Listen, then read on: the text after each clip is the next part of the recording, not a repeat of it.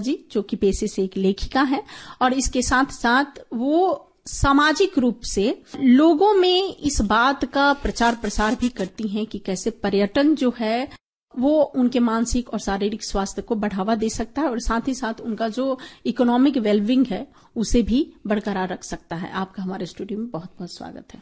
बहुत बहुत धन्यवाद सीमा जी, मुझे आमंत्रित करने के लिए, और सभी श्रोताओं को मेरा नमस्कार जी।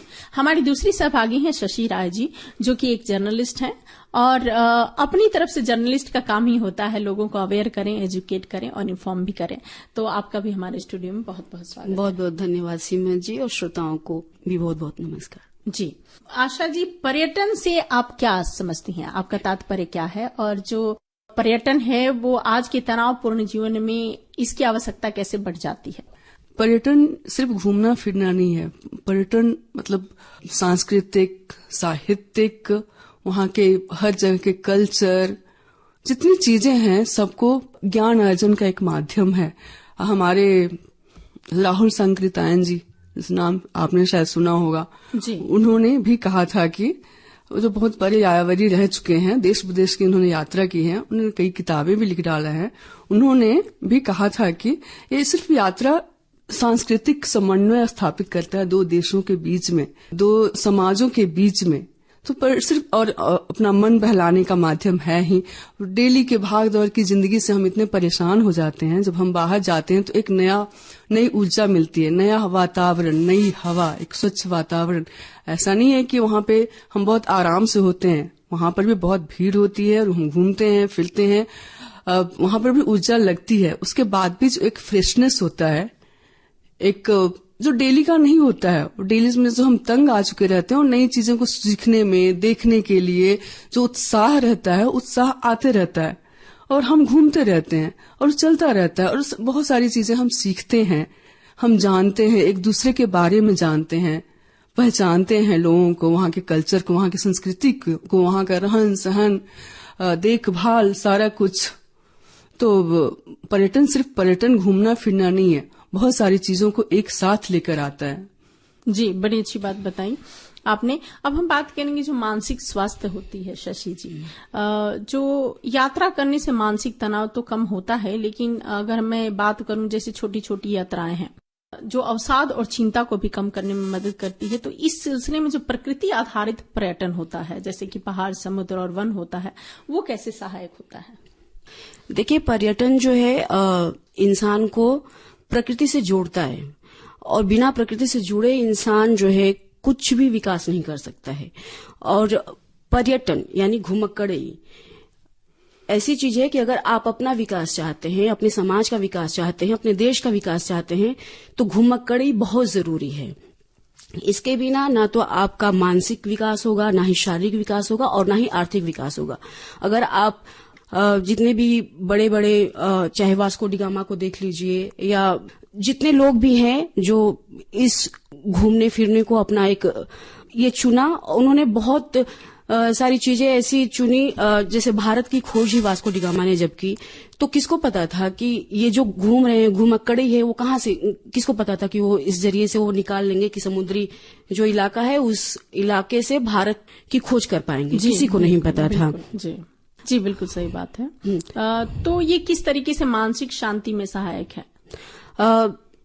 अगर आप मान लीजिए कि किसी समुद्र के किनारे गए हैं, जी, समुद्र के किनारे हैं, वहां की लहरें हैं, कभी अगर दोपहर है तो सूरज की किरणें वहां की जो जल का प्रवाह है उस पे आती हैं, तो आपको एक वो लगता है कि एक चांदी की तरह वो चमकती हुई है। तो वो कहीं ना कहीं आपके अगर दिमाग में जाती है तो एक पॉजिटिविटी आती है, और जब आप पॉजिटिव होते हो तो सारी चीजें आपको पॉजिटिव लगने लगती हैं। आप जो भी लाइफ में करोगे सब अच्छा ही करोगे। तो प्रकृति इस तरह से सकारात्मक दृष्टिकोण मतलब पैदा कर देती है। जी, बड़ी अच्छी बात बताई आपने।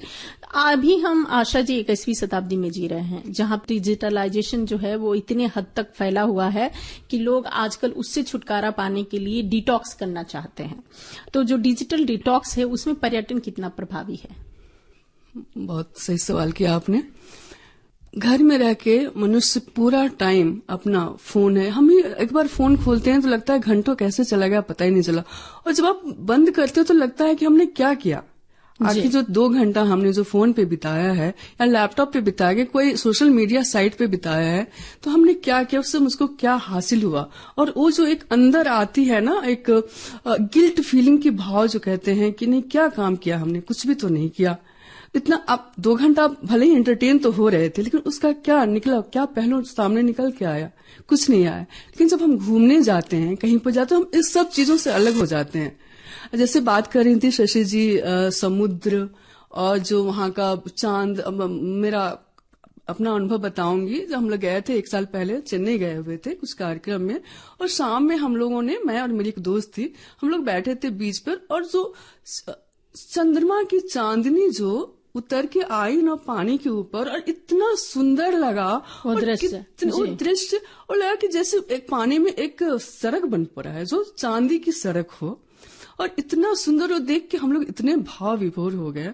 उसके बाद और एक मैं तजुर्बा बताऊंगी। जब हम लोग स्पेन की यात्रा किए थे, वहां पे एक मलागा है शहर, जहां पे हमारा जो रिसोर्ट था बीच के सामने ही था, और इतना सुंदर 4-5 तो हम लोग थे, हम पूरा परिवार थे वहां पे, और एक अच्छे अच्छे भाव, अच्छे थॉट्स हमारे अंदर आते हैं। मेरी माता जी थी, वहीं पे बैठ के उन्होंने बहुत सारी चीजें उन्होंने लिखा कि उस सब सारी चीजें, एक क्रिएटिविटी हमारे अंदर आती है जब हम इन दृश्यों के बीच में रहते हैं, उन लोगों के बीच में रहते हैं। तो ये सारी चीजें जो सोशल मीडिया हमको नहीं देता, हमको भले ही एंटरटेन करेगा, साथ ही हमारे दिमाग में कहीं ना कहीं कुछ जहर भी एक डालता रहता है। और ये सब, इसका और उसका दोनों का कुछ कंपैरिजन ही नहीं है, हम नहीं कर सकते। घूमना फिरना और अपने आप में जो तजुर्बा हासिल करना है, अनुभव लेना है, उसका कुछ कहीं से कोई तुलना नहीं है। वो हमारे अंदर के सारे विकार को दूर कर देता है, हमारे अंदर एक आत्मशक्ति, आत्मबल प्रदान करता है। तो घूमना फिरना तो है ही। जी, बात है, आपने बड़ी अच्छी बात बताई। शशि जी, पर्यटन जो है वो स्थानीय अर्थव्यवस्था को कैसे सशक्त करता है? स्थानीय अर्थव्यवस्था में अयोध्या का मैं एग्जाम्पल दूंगी। जी बिल्कुल। अयोध्या जो आज वहाँ की स्थिति है, आज से जब मंदिर नहीं बना था तो वहाँ की स्थिति वैसी नहीं थी। वहाँ के बहुत लोग जो है बाहर नौकरी के लिए जाते थे, छोटी छोटी चीजों के लिए जाते थे। लेकिन जब से वहाँ पे मंदिर बना है, जब से वहाँ पे एयरपोर्ट बना है, वहाँ पे फूल वाले को भी नौकरी मिल रही है, वहाँ पे पानीपुरी वाले को भी नौकरी मिल रही है, वहाँ पे छोला भटूरा भी बेच करके लोग आसानी से अपनी जीविका चला रहे हैं। वहाँ पे एयर होस्टेस भी आ रही हैं, वहाँ पे पायलट्स भी आ रहे हैं, ऐसी ऐसी नौकरियां, वहाँ पे पुजारी भी हैं। तो इस तरह से अगर मतलब गवर्नमेंट की तरफ से अगर पर्यटन के लिए कोई व्यवस्था की जाए तो वहाँ पे रोजगार क्रिएट होता है, वहाँ पे स्थानीय लोग वहीं पे रह करके अपनी जीविका चला सकते, उन्हें दूसरे प्रदेश या कहीं और जाने की जरूरत होती ही नहीं है, वहाँ पे अपने घर पे रह के आसानी से अपनी जीविका चला सकते हैं। जी, यानी स्थानीय अर्थव्यवस्था को बहुत ही ज्यादा बढ़ावा मिलता है। जी, आपने बहुत अच्छी बात बताई। ग्रामीण पर्यटन जो है वो गांवों के विकास में कितना परिवर्तन लाता है? बहुत अधिक लाता है। अभी तो और आजकल हो गया है कि अपने हैदराबाद की बात करें हम, शिल्पारामम, जी बिल्कुल, ग्रामीण संस्कृति को एक बढ़ावा मिलता है। वहाँ पे सारी चीजें जो गांव में बनाए जाते हैं, वो टेराकोटा, मिट्टी के बर्तन, मिट्टी की चीजें, गांव के आर्ट, कलाएं, वहाँ पे जो प्रदर्शनी होती है और नृत्य होता है, वो सब कुछ। उसके बाद तो ये सब जो है जो हस्तकला होता है, जो लोग अपने अपने हाथों से बनाए होते हैं, उनको बढ़ावा मिलता है। उसके बाद अगर विदेशों की बात करें तो हमारे पास उतनी नहीं है जितना विदेशों में। हम तो गए थे, तो वो भी स्पेन की ही बात है, हम लोग गए थे ऐसे ही, और बस से गए, कुछ 2-3 घंटे का रास्ता था, और हम लोग एक गांव में पहुंचे। वहां पे क्या था, एक ऑलिव का पेड़ था जो किसान का था अपना। वो लोग लेके जाके ऑलिव को कैसे तोड़ना है सबसे तोड़वाया, और कैसे उसमें से तेल निकलता है, और कैसे क्या क्या होता है। तो जो गांव की चीजें हैं उसको लेकर के इन्होंने पूरा विश्वव्यापी बनाया। सारे बाहर के टूरिस्ट आए हुए हैं, वहां वाले तो कोई है नहीं, कम ही है। जितने सारे बाहर के हैं उनको कहाँ से कैसे पता चला? उन्हीं के माध्यम से ना। तो गांव की जो हस्तकलाएं, गृह कला है, उस सबको बढ़ावा मिलता है। काफी सारी चीजें हैं जो गांव में बैठ के महिलाएं करती हैं। जी बिल्कुल, गांव का बुनकर है, ये सब बुनाई सिलाई की चीजें। आजकल देखिएगा बहुत सारी जो हम लोग बचपन में गांव में देखा करते थे, सिक्की का एक टोकरी वुकरी बनाई जाती थी, वो सब बनते थे, वो सब अभी आजकल शहर में आ गए हैं। जी, मतलब हैंडीक्राफ्ट्स वगैरह को बढ़ावा दिया जा रहा है। बिल्कुल।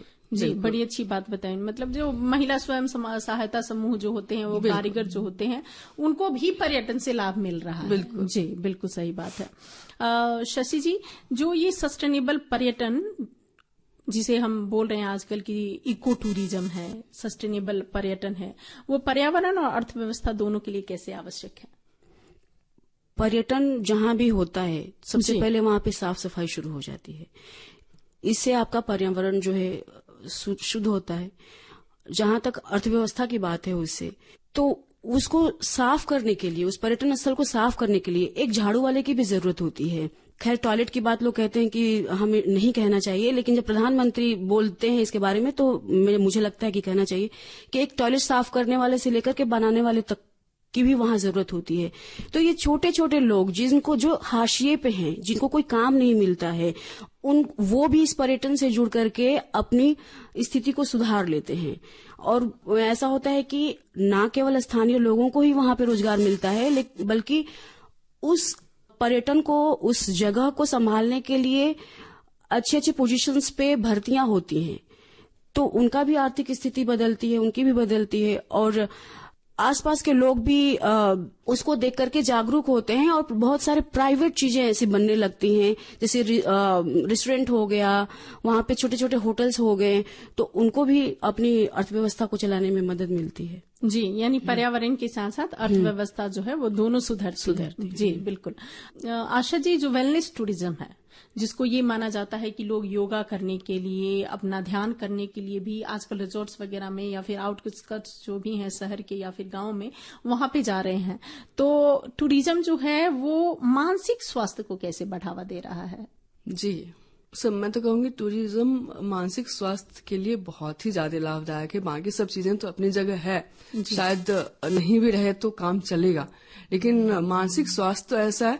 रिश्ते, हम साथ में बैठ के रिश्तों से हम जब साथ में ग्रुप में हम जाते हैं, कहीं परिवार के साथ कहीं जाते हैं, एक साथ बैठ के घूमना फिरना, घर में सब अपने अपने बंद है, अपने अपने कामों में बिजी हैं। जब हम लोग जाया करते थे तो लगता था कि चार लोगों की 5 लोगों की फैमिली, हम सब साथ ही घूम रहे हैं, एक साथ में घूम रहे हैं, एक साथ में खा रहे हैं, पी रहे हैं, बैठ रहे हैं, सारा काम हो रहा है, तो हमको क्लोजनेस लेके आता है।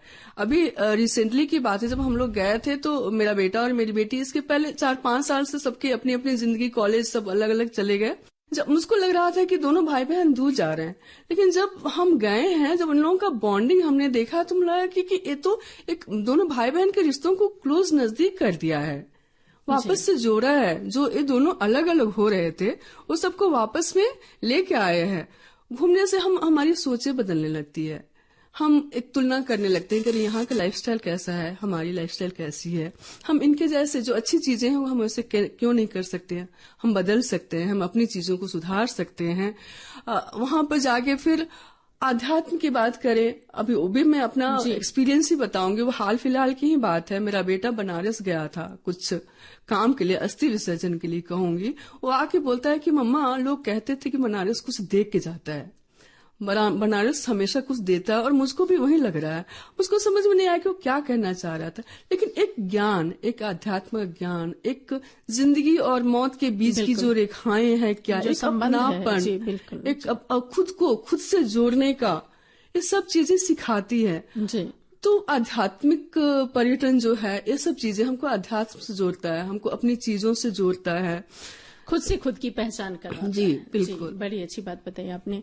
अब चलते चलते आप दोनों इतना बताएं कि जो पर्यटन है वो कैसे मनोरंजन के साथ साथ हमारी जीवन शैली का भी एक आवश्यक हिस्सा बने, और लोग कैसे पारिवारिक संबंध, जो पारिवारिक पर्यटन कहते हैं, उसको भी कैसे लोग अपने जीवन में उतारें कि संबंध जो है वो बने रहे, उनका स्वास्थ्य बना रहे और उनका आर्थिक सुधार भी होता रहे। शशि जी, जब हम घर में रहते हैं जी, तो सारी फैमिली साथ रहती है, लेकिन वहां पे सिचुएशन अलग रहती है। पर जब यही फैमिली बाहर जाती है तो वहां पे सिचुएशन अलग हो जाती है, क्योंकि घर में ना आपके लिए काम बटे हुए हैं, आपको खाना बनाना है, आपको ये करना है, वो करना है। लेकिन बाहर जाते हैं तो ये सारी चीजों से आराम मिलती है, और सारी फैमिली इकट्ठे होती है, फिर डिस्कशन होता है, बातचीत होती है। फिर वहां आप जहां पे गए हैं वहां की संस्कृति को आप देखते हैं, अपनी संस्कृति आप वहां पे लेके गए होते हैं, तो दोनों का मेल होता है, और इस तरह से पॉजिटिविटी आती है इंसान के अंदर, सामंजस्य जो है सामंजस्य वो बना बनता है, रहता परिवार भी जी, इकट्ठा होता है, पारिवारिक संबंध भी बने सुधरते हैं। हाँ, जी आशा जी।